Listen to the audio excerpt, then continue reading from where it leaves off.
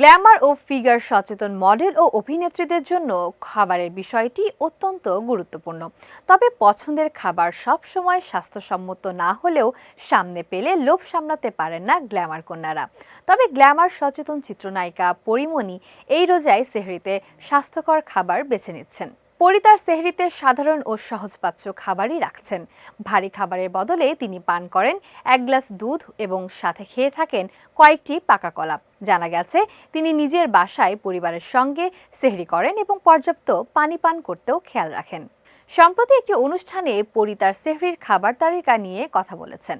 ঘনিষ্ঠরা জানিয়েছেন তিনি রোজায় সুস্থ থাকতে নিয়মিত ঘুম, পরিমিত খাবার ও ইতিবাচক মানসিকতা বজায় রাখার চেষ্টা করছেন।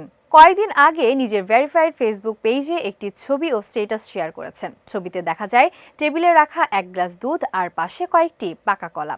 ক্যাপশনে তিনি লেখেন, আজ সেহরিতে হালকা কিছু কলা আর দুধ, সুস্থ থাকাই বড় কথা। পরিমণির এই হালকা ও স্বাস্থ্যকর সেহরির আয়োজন নেটিজেনদের মধ্যে ইতিবাচক প্রতিক্রিয়া তৈরি করেছে। বিশেষজ্ঞরা বলেন, রোজার সময়ে হালকা ও পুষ্টিকর খাবার গ্রহণ করলে শরীর সুস্থ থাকে এবং হজমের সমস্যা কম হয়।